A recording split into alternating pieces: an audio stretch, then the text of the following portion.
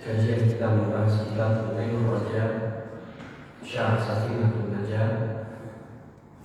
Salawat dan salam senantiasa tercurahkan buat Nabi kita Muhammad sallallahu alaihi wasallam serta keluarga beliau, sahabat dan orang-orang yang mengikuti sunnah beliau hingga akhir zaman. Baik, kita masuk ke rukun yang ketujuh, ya, tentang i'tidal. Qala asy-syarih Syekh Ahmad bin Umar Asy-Syadili rahimahullah ta'ala, as-sabi'u al-i'tidal lughatan al-istiqamah. I'tidal itu secara bahasa bermakna istiqamah, tegak lurus. Wa syar'an an ya'ud ar-raki' ila ma kana 'alaihi qabla wuqu'ihi. Dan makna secara syariat adalah kembalinya orang yang ruku kepada posisi dia sebelum ruku. Nah, itu ya. Jadi apa itu makna i'tidal? Kembalinya orang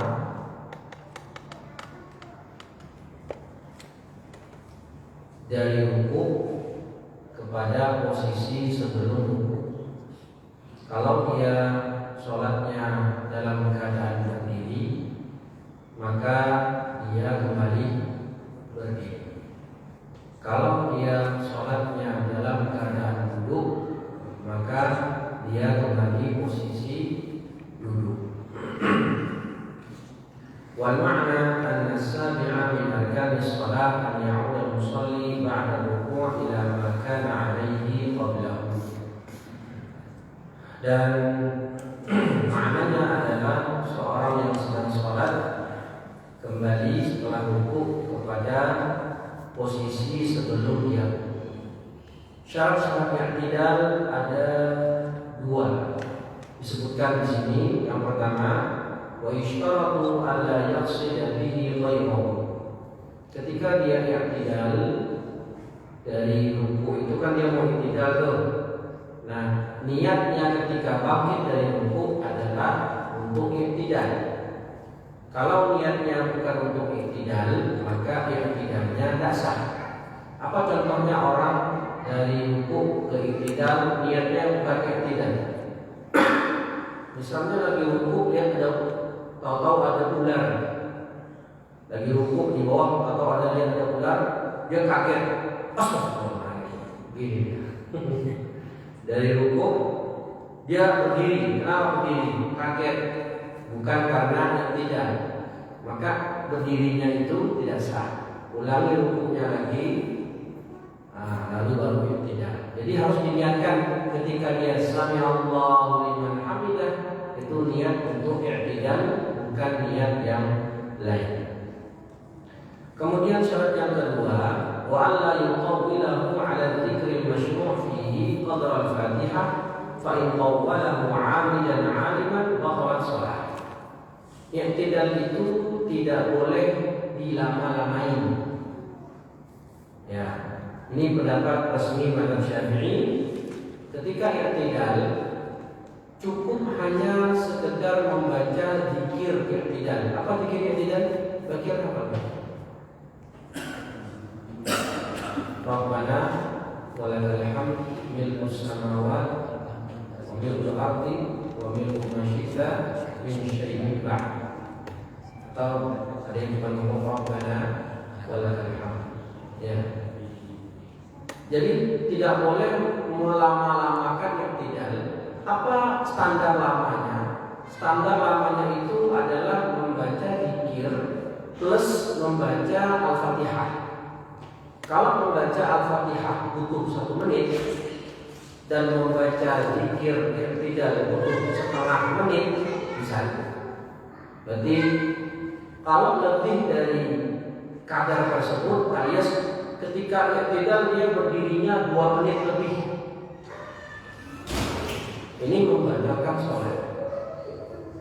Karena i'tidal itu rukun pendek yang disyariatkan untuk memisahkan antara ruku dengan sujud. Iya Pak?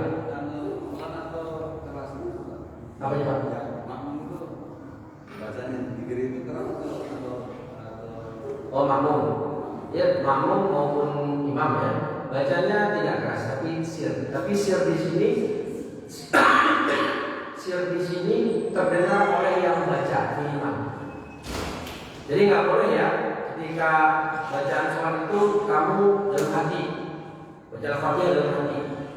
Tidak, bacaan sir dalam sholat itu, bacaan pelan adalah minimal terdengar oleh yang baca. Minimal sama kamu doang baca, sama kita yang membaca sudah itu sir. Baik ya, jadi jangan terlalu lama berdiri tidak. Kalau lebih dari bacaan zikir iktidal dan tambahan al-fatihah digabung sekiranya sekitar 1,5 menit, terus kita berdirinya 2 menit atau lebih, maka itu bisa membatalkan sholat. Nanya Ustaz, Iya Pak. itu waktu iktidal itu makmum itu Rabbana lakal hamdu atau Allahumma rabbana lakal hamdu? Boleh dua-duanya Pak. Boleh. Ada Allahumma rabbana wa lakal hamdu mil'us samawati sampai akhir. Ada juga doanya sama hafal ya. Rabbana wa lakal hamd hamdan katsiran thayyiban mubarakan fi. Jadi doa iktidal itu ada 2 versi seperti tadi. Nah, memanjangkan iktidal ini kecuali di rakaat terakhir. Kenapa? Karena di rakaat terakhir seperti sholat subuh itu kan kita kunut, habisnya iktidal kunut. Nah, kunut kan bisa lama, bisa sampai 5 menit. Ya, apalagi kalau orang kunutnya bacanya panjang-panjang. Selain di rakaat terakhir tidak boleh memanjangkan iktidal,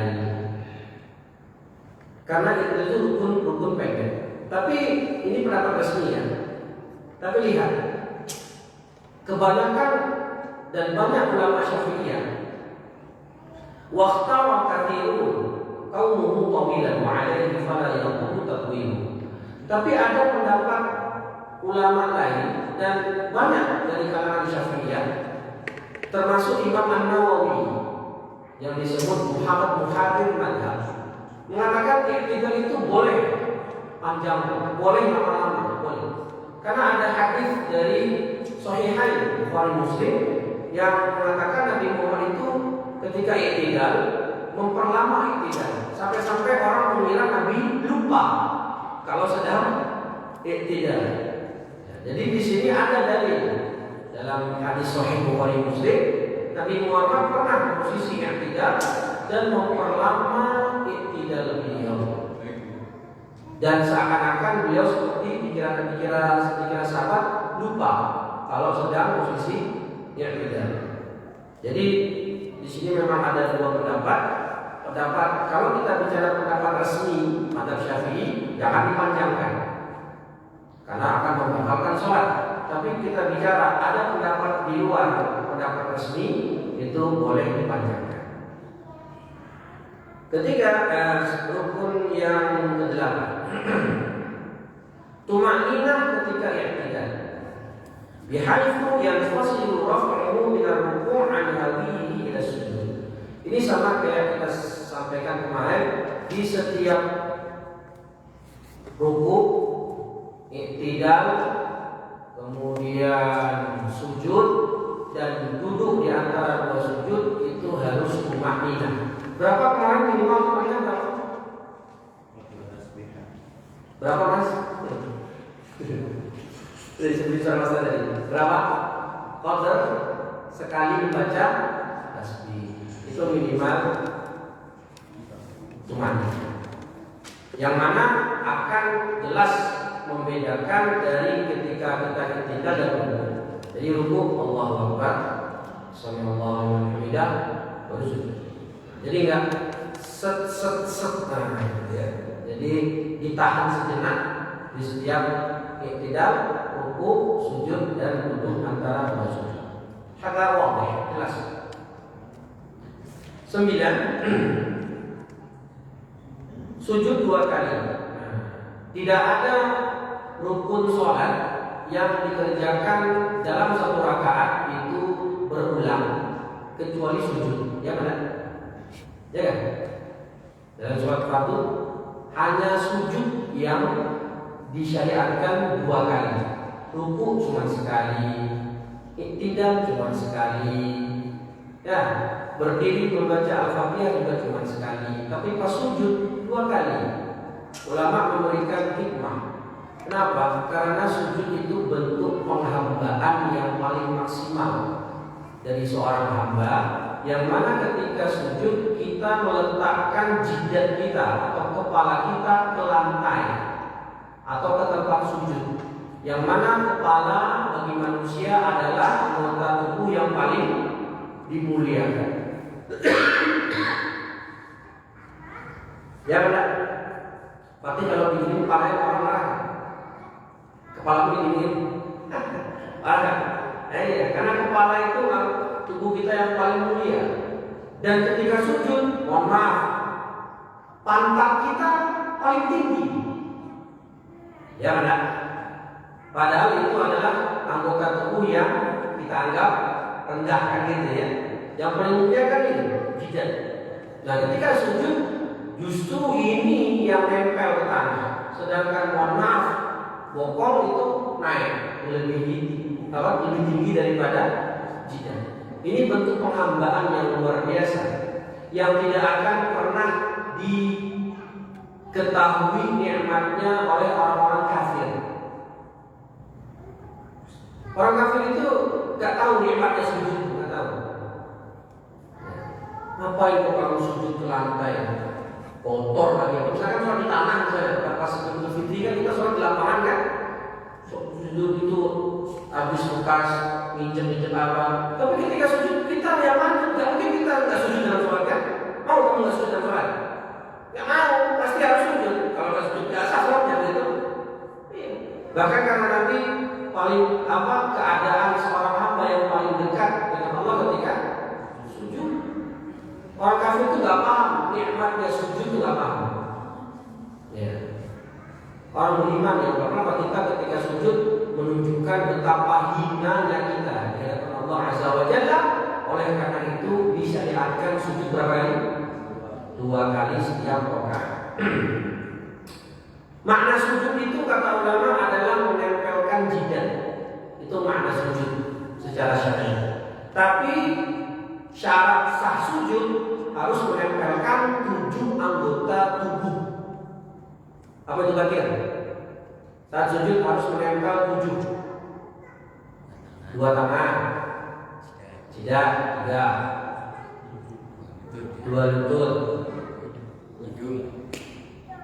hidung nggak masuk, hidung tidak termasuk syarat. Kaki.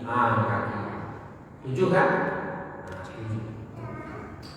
Dan yang harus terbuka ketika sujud jidat, bukan harus sih, afdolnya, ya, yaitu jidat, tangan dan kaki. Makanya kalau cowok laki-laki sholat pakai sarung tangan sama pakai kaos kaki, jika tidak ada hajat itu dihukumi apa? Makruh. Jadi kalau sujud terbuka nih, jidat terbuka, jangan pakai peci begini ya. Nah ini kan ditutup nih Pak ya. Atau yang rambutnya terlalu panjang, ya, rambutnya menutupi jidat. Jadi kalau pakai peci begini, naikkan dikit, kelihatan jidat. Minimal setengah jidat atau ya sebagian jidat kena pas sujud. Jangan ditutup semua jidat. Kemudian tangan terbuka, langsung menyentuh bagian tempat sujud. Begitu juga dengan kaki. Kalau lututnya harus ditutup, lutut harus ditutup karena kalau nggak ditutup nanti akan terlihat bagian atas lutut yang merupakan aurat. Kalau hidung dalam mazhab Syafi'i itu sunnah muakkadah, tidak sampai syarat sah.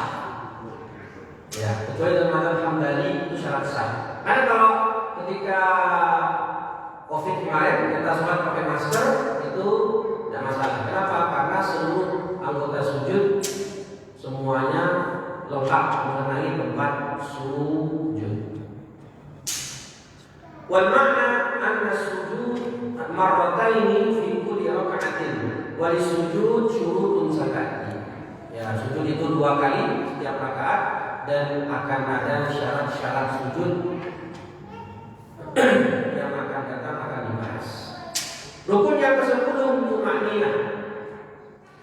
dalam sujud bihaitsu yanfasilu hawiluhu ila kulli sajdatin an raf'ihi minha, yang mana memisahkan sujud dengan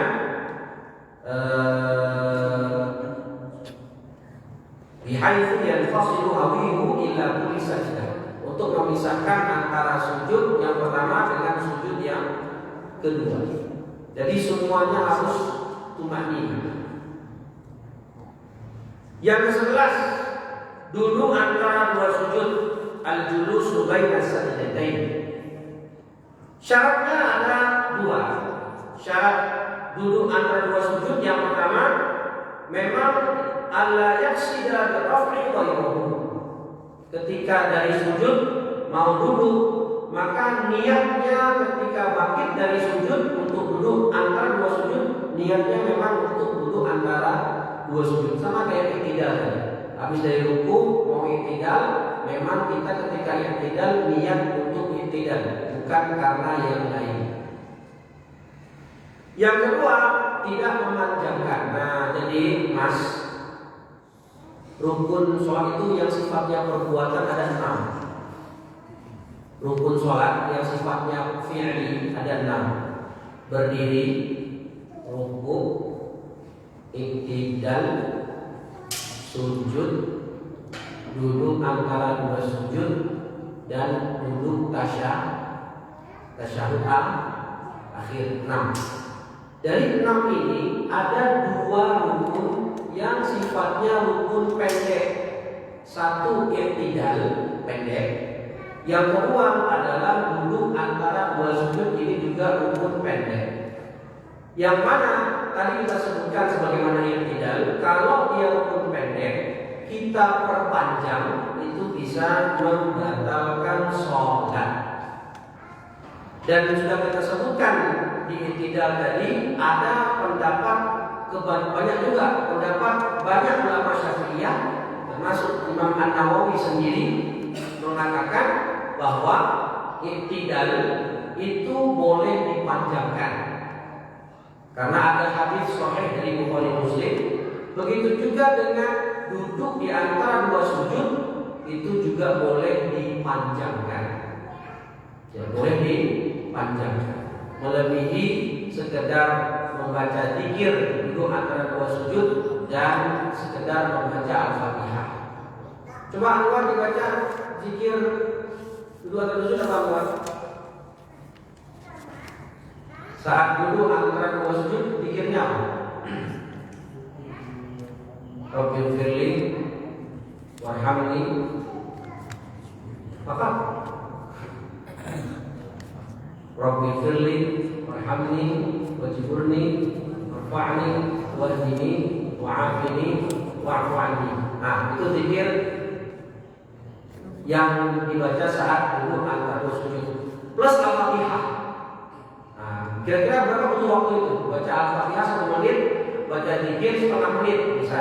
Maka kalau kita duduk antara dua sujudnya 2 menit atau lebih, itu bisa membatalkan sholat menurut pendapat resmi atau pendapat pengacara.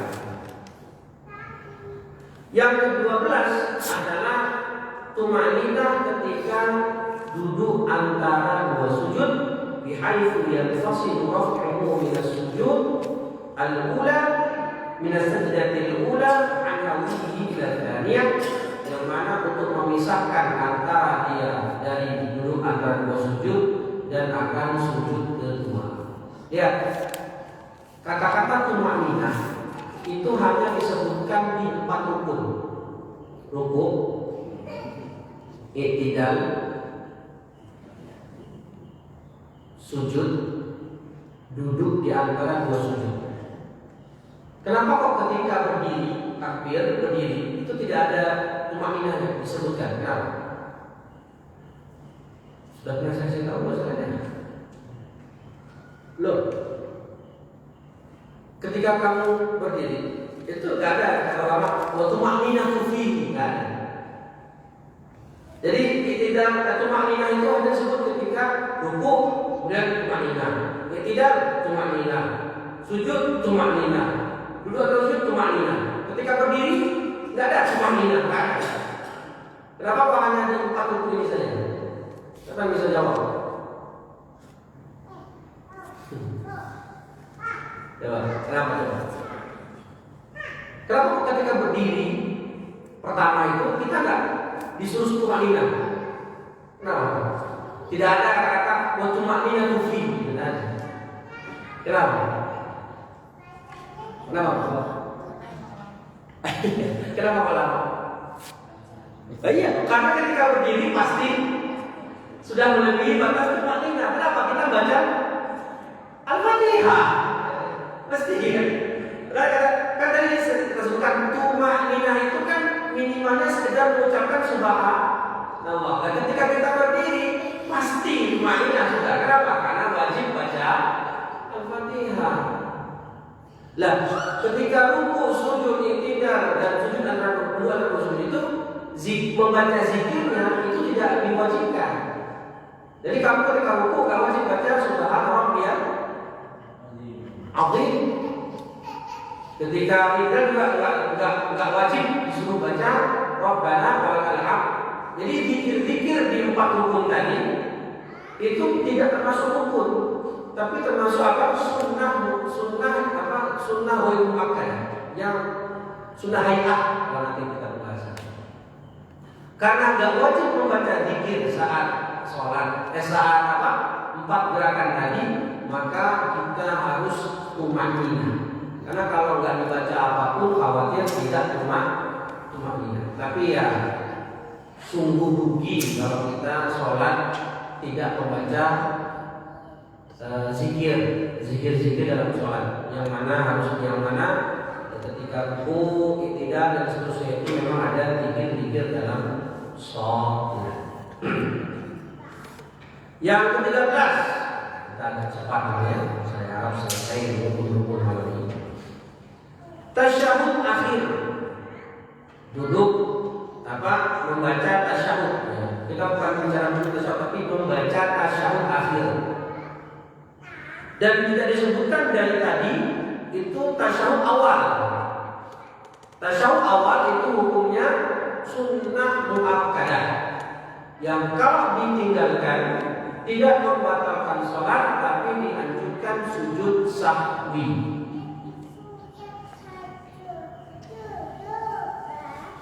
At-tasyahud maknanya adalah ismun li syahadataini faqat, thumma utliqa 'ala at-tasyahud al-ma'ruf li ihtimalihi 'alayhima. Wal ma'na anna ats-tsalitsa 'ashara min arkani shalah at-tasyahud alladhi yubda bihi akhiraha wa sayu'lamu mimma ya'ti. Rukun yang ke-13 adalah membaca tasyahud yang yubda bihi akhiraha, yang dikerjakan di akhir sholat, dan akan dijelaskan sebagaimana berikut.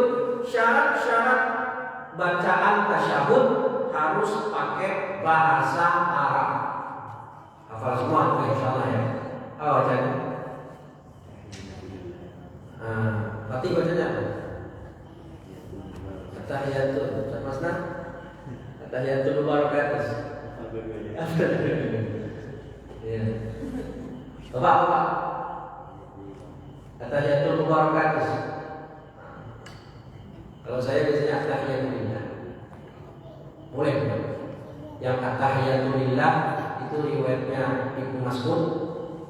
At-tahiyatul mubarakatus shalawatut thayyibatulillah itu riwayatnya Ibnu Abbas.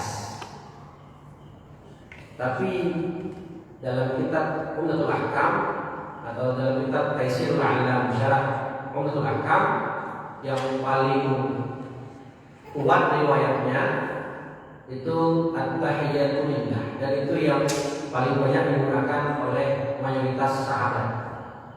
At-tahiyatulillah. Kenapa Imam Syafi'i atau mazhab Syafi'i mengambil at-tahiyatul mubarakatus shalawatut thayyibatulillah, enggak pakai at-tahiyatulillah? Karena Imam Syafi'i mengambil ada kata-kata barokah di situ. At-tahiyatul mubarakatus. Mau pakai yang at-tahiyatulillah sumur, mau pakai at-tahiyatul mubarakatus mungkin. Tapi yang nggak boleh ketika tahiyat akhir baca al-fatihah. Itu salah. Jadi pakai bahasa Arab, harus berbahasa Arab. Kalau nggak mampu, nggak bisa bahasa Arab, boleh diterjemahkan. Terjemahannya apa? Nggak tahu. Boleh diterjemahkan. Tapi menerjemahkan hanya yang maksud saja, hanya yang ada riwayatnya, yaitu tanpa kata-kata sayyidina. At-tahiyatu lillah wassalawatu wathayyibat. Assalamu alayka ayyuhan nabiyyu wa rahmatullahi wa barakatuh. Assalamu alayna wa ala ibadillahi shalihin. Asyhadu an la ilaha illallah wa asyhadu anna Muhammadar Rasulullah atau abduhu wa rasuluh. Dan yusannu tartib, disunahkan tartib dan tidak wajib tartib. Maksudnya gimana? Kalau dibaca Assalamu alayka ayyuhan nabiyyu wa rahmatullahi wa barakatuh, baru at-tahiyatu lillah atau at-tahiyatul mubarakatuh, dibalik. Itu apakah membatalkan sholat? Tidak. Tapi sunnahnya kita urut, dari at-tahiyatu lillah dulu, baru Assalamu alayka. Dan memang seperti itu yang kita kerjakan selama ini, Pak. Tidak dibalik-balik kan, Pak ya? Alhamdulillah. Iya, Pak.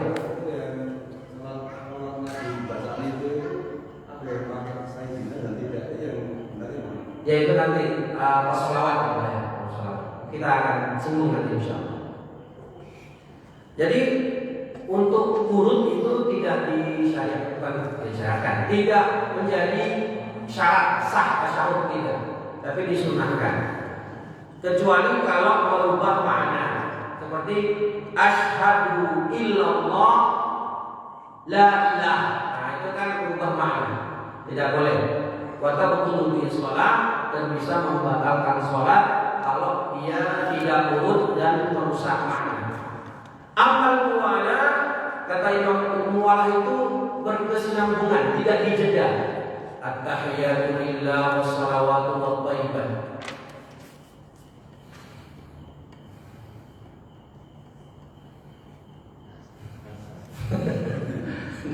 Dia belum ada sama. Harusnya kan lanjut. At-tahiyatu lillah wassalawatu wathayyibat. Assalamu alayka. Apa hukum muwalah?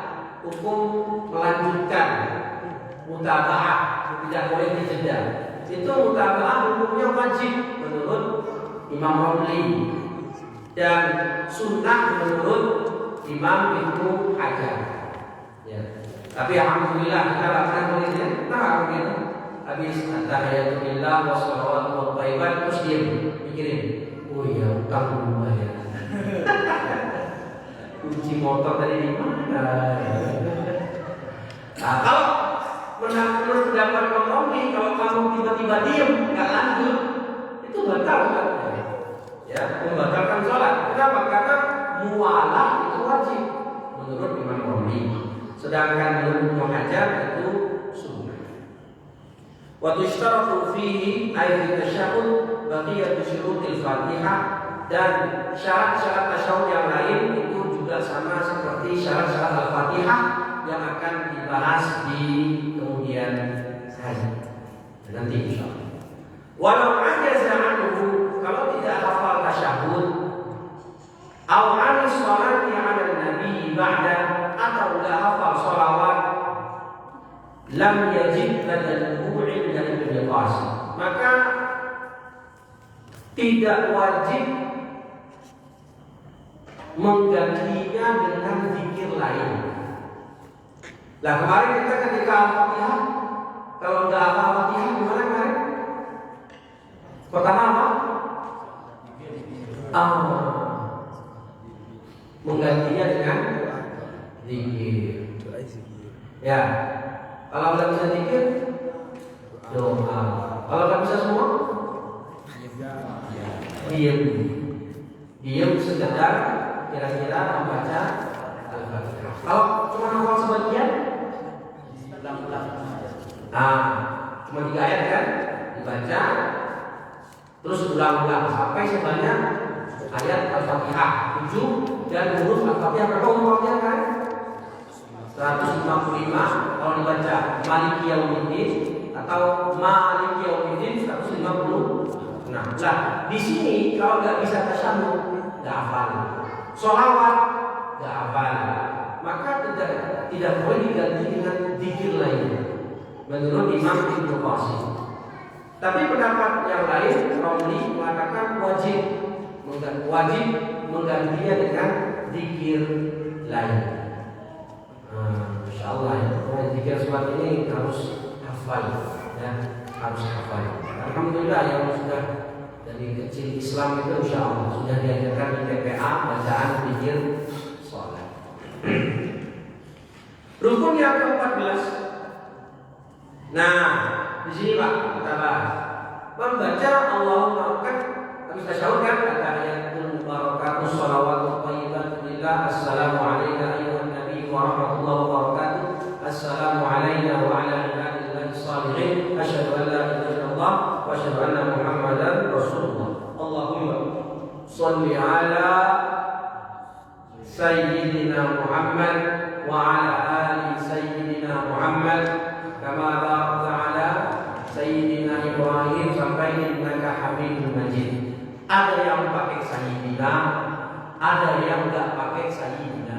Allahumma shalli ala Muhammad wa ala ali Muhammad. Saya sebagai warga Muhammadiyah enggak pakai sayyidina.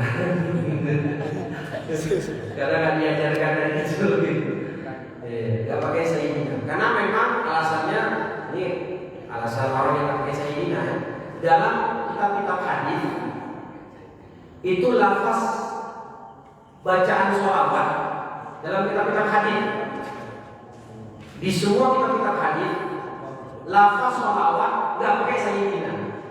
Jadi ada sahabat bertanya, ya Rasulullah, kami telah tahu bagaimana kami bersalam kepadamu. Assalamualaikum ayyuhan nabi. Tapi kami nggak tahu cara bersolawat kepadamu. Maka Nabi bilang, kul. Nah, Nabi bersabda, kul. Katakanlah, Allahumma shalli ala Muhammad. Tidak ada pakai sayyidina. Wa ala ali Muhammad. Sampai innaka Hamidum Majid tidak pakai sayyidina. Terus apa dalil ulama khususnya dalam mazhab Syafi'i itu menambahkan kata-kata sayyidina? Dalilnya adalah sulukul adab muqaddamun ala sulukil al-ittiba. Jadi menambahkan kata sayyidina itu bentuk adab. Menyebut nama Nabi itu kalau bisa jangan langsung, tapi pakai kata-kata sayyidina. Jadi adab kepada Nabi lebih diutamakan daripada ittiba, mengikuti perintah Nabi. Dalilnya apa? Abu Bakar Siddiq pernah menjadi imam ketika Nabi sakit. Nah, Abu Bakar sudah menjadi imam, sudah berjalan sholat, Nabi keluar. Nabi yang awalnya tidak bisa imamin, tahu-tahu keluar dari kamar beliau. Dan ketika Abu Bakar melihat Nabi, Abu Bakar yang awalnya imam mundur. Nabi bilang apa? Maka anak, udah ente aja yang imam, nggak usah mundur. Ente yang imam. Nabi bilang begitu ke Abu Bakar, tapi Abu Bakar tidak mendengarkan perintah Nabi. Abu Bakar bentuk adab kepada Nabi. Abu Bakar mundur karena lebih baik Nabi yang jadi imam. Jadi Nabi Abu Bakar, maka berdiri, jangan mundur. Abu Talib, ente aja imam, dia saya makmum. Tapi Abu Bakar karena gak enakan sama Nabi, bentuk adab kepada Nabi, Abu Bakar mundur dan tetap Nabi yang jadi imam. Contoh kedua adalah kisah ketika perjanjian Hudaybiyah. Itu kan orang kafir Quraisy nggak mau menyebut Muhammad Rasulullah, nggak mau. Jadi cukup Muhammad aja, Muhammad bin Abdillah. Nah, yang menjadi penulis itu Ali bukan salah, Ali bin Thalib. Kata Nabi, udah Ali. Kata orang Quraisy usah pakai Rasulullah, misalnya Muhammad bin Abdillah. Ali nggak mau. Enggak ya Rasul, tetap tulis Muhammad Rasulullah. Karena bentuk adab dan takzim pengagungan kepada Rasul sallallahu alaihi wasallam. Jadi di sini kata ulama yang memakai kata sayyidina, meskipun di lafaz hadisnya hanya ada Allahumma sholli ala Muhammad, tapi sebagai bentuk adab, sulukul adab muqaddamun ala suluk al-ittiba. Itu kaidahnya. Maka boleh ditambah sayyidina. Maka mau pakai sayyidina monggo, yang terbiasa nggak pakai sayyidina tidak masalah. Yang salah kalau nggak baca sholawat dan apa. Habis tahiyat assalamualaikum warahmatullahi. Udah bel. Aduh, terus sekali tadi. Yang ke-14 terakhir. Ke-14 adalah duduk ketika membaca tasyahud. Duduk ketika membaca tasyahud. Al-makna ar-rabi' asyar min arkan shalah al-qu'ud fi tasyahud akhir 'ala al-qadir bagi yang mampu. Duduk ketika membaca tasyahud akhir bagi yang mampu. Nah, berarti bacaan tasyahud yang rukun yang mana, Pak? Sampai innaka hamidum majid atau sampai Allahumma sholli ala Muhammad saja?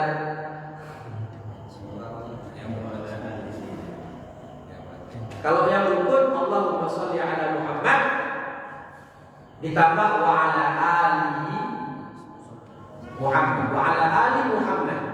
Karena membaca sholawat atas keluarga Nabi di tasyahud akhir itu termasuk sunnah muakkadah atau sunnah abad. Tapi kalau sekedar membaca tahiyat dan membaca Allahumma sholli ala Muhammad lalu assalamualaikum, berarti dia sudah memenuhi semua rukun sholatnya sah. Cuman kalau bisa dibaca sampai akhir, kenapa tidak? Bahkan dianjurkan membaca doa apa itu yang 4 itu? Allahumma inni a'udzubika min itu yang azab kubur, ad-dajjal dan seterusnya. Kalau bisa ditambah. Ya, ditambah. Nah, wallahu a'lam bishawab. Jadi paham Bapak ya? Jadi jangan sampai gara-gara masalah tambah sayyidina langsung mengatakan kamu ahlul bid'ah. Ini masalah afdol atau tidak afdol. Dan masalah lebih utama atau tidak. Yang mengatakan tanpa sebab utama, ya itu pendapat dia. Yang pakai sebab utama itu pendapat dia. Jangan dijadikan masalah hanya menambahkan sayyidina dalam sholawat itu menjadi masalah wala al-barok. Kamu baca itu bid'ah, tidak ada dalam sholat. Repot. Kewa.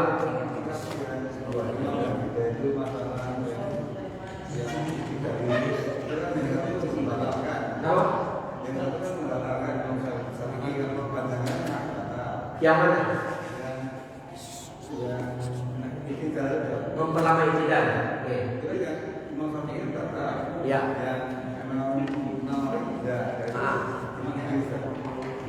Maka lebih baik pakai yang pertama itu, pendapatnya bersih. Karena ini pendapat di luar. Apalagi kalau kita makmumnya orang awam nggak ngerti gitu kan, ya sudah kita standar aja, memakai pendapat bersih saja. Itu lebih aman. Tapi kalau ada diskusi bertanya, bahwa memang seperti ini memang ada khilaf. Itulah pentingnya kenapa imam itu harus faqih, harus mengerti hukum fikih dalam sholat. Daripada yang bersuara bagus, lebih baik imam yang faqih tapi suaranya biasa, cuman bacaannya sesuai dengan Nabi Muhammad. Apa mas? Hilmi, bagus. Jika saat berdirinya itu keadaan sedekap, berarti saat iktidal juga sedekap. Ya, memang begitu. Ada yang mengatakan kalau tadi dikatakan apa itu iktidal, kembali dari rukuk ke posisi sebelum dia rukuk. Maka kalau posisinya berdiri sedekap, maka nanti ketika iktidal bisa sedekap. Tapi ada yang mengatakan enggak, sedekap itu ketika berdiri saja, ketika iktidal itu irsal. Apa irsal? Melepaskan kedua tangan. Tidak masalah. Kalau berdirinya enggak sedekap itu, berdiri tidak sedekap. Itu pendapat Maliki. Ya, Imam Malik begitu. Allahu Akbar. Gini Pak. Itu kalau antum kuliah ke Maroko atau ke Tunisia, itu yang di sana madzhab Maliki, ketika takbir Allah terus pas berdiri Allahu Akbar. Itu madzhab Maliki. Tapi jangan coba-coba di sini.